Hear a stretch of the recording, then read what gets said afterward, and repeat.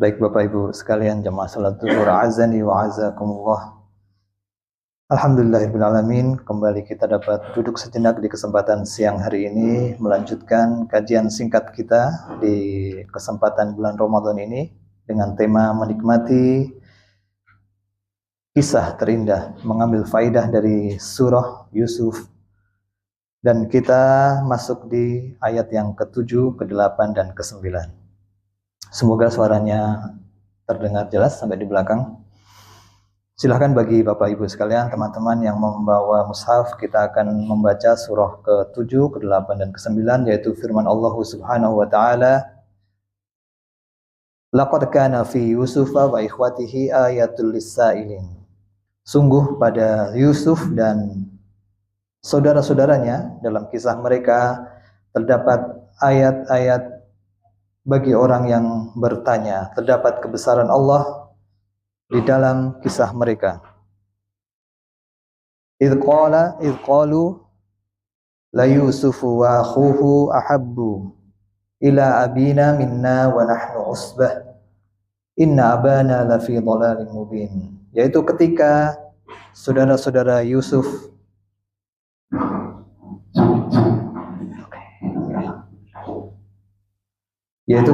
saudara-saudara Yusuf alaihissalam berkata bahwa sesungguhnya Yusuf dan saudaranya, yaitu Bunyamin, dan kita ketahui Nabi Yusuf alaihissalam mempunyai 11 saudara, 12 dengan beliau.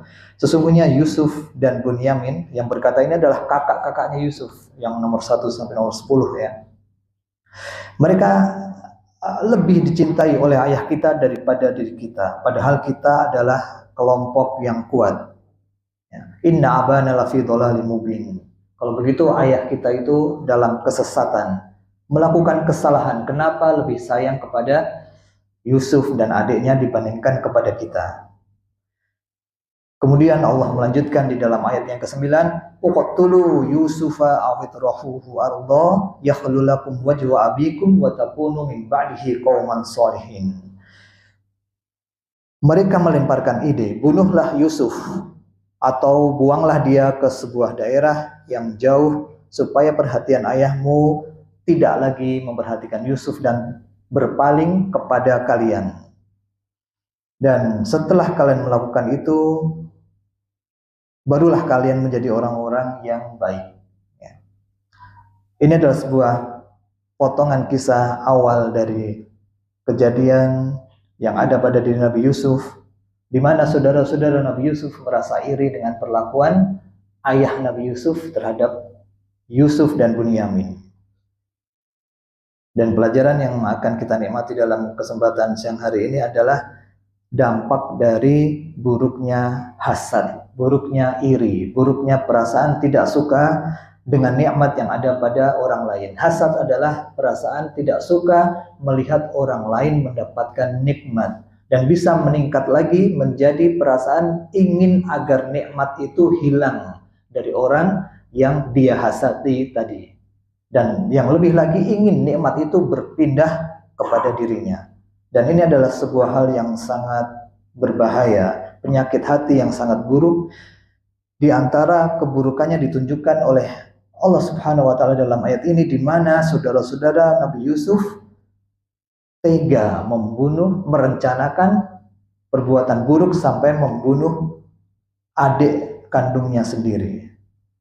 Karena apa? Karena kecemburuan mereka yang sampai pada tingkat hasad, dan menunjukkan bagaimana hasad itu bisa mendorong seorang melakukan kejahatan yang sangat buruk. Oleh karena itu, dalam beberapa kesempatan ke depan kita akan melihat beberapa keterangan para ulama terkait dengan penyakit ini. Karena penyakit ini sangat rentan, bisa menimpa siapapun. Ya.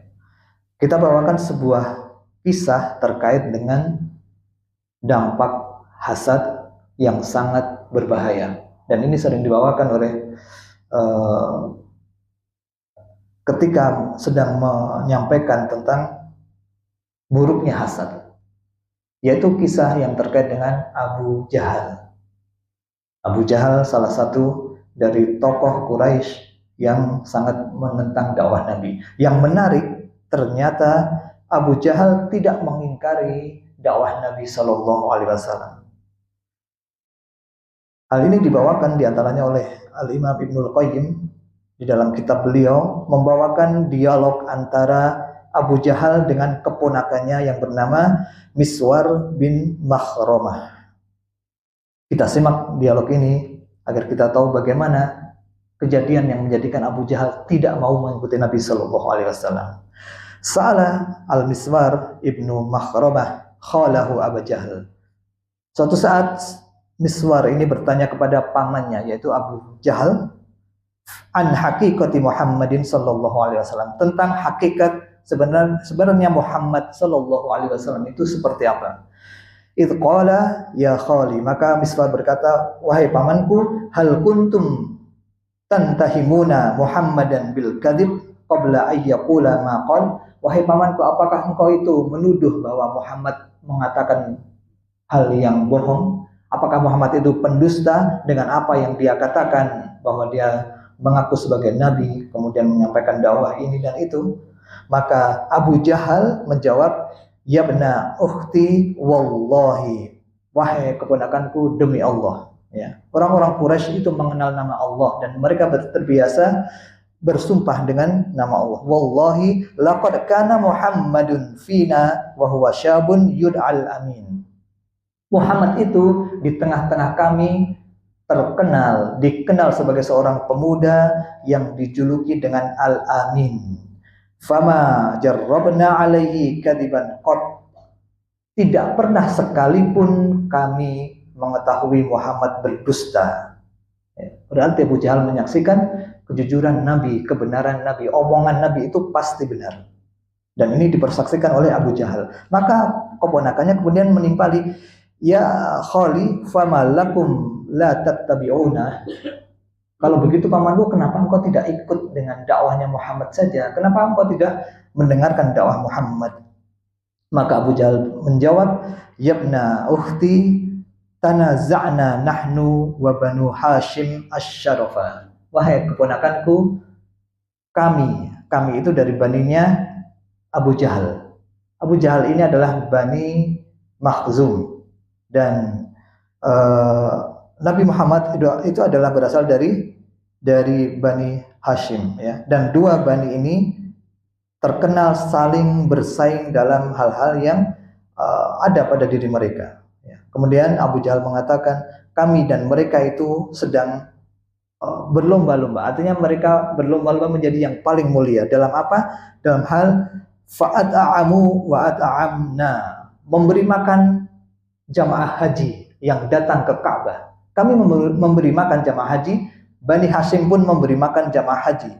Wasaqau wasapaina, kami memberi minum jamaah haji, mereka juga memberi minum jamaah haji. Dan kita ketahui di zaman itu pun sudah ada ibadah haji, ya. Wa ajaru wa ajarna, dan kami melindungi pihak yang lemah, mereka pun melindungi pihaknya yang lemah. Apa yang dilakukan orang-orang Quraisy adalah sesuatu yang mulia terkait dengan kemanusiaan, bagaimana mereka memuliakan orang-orang yang berhaji ke sana, ya. Hatta idza tajasaina 'ala rukbi, sampai ketika posisi kami dan posisi mereka itu sama-sama dalam kemuliaan. Jalasna 'ala rukbi lil khusumah, seperti dua orang yang mengendarai kuda dan sedang berlomba, dan kedudukannya itu seri. Mereka melakukan kebaikan, kami juga berlomba melakukan kebaikan, ya.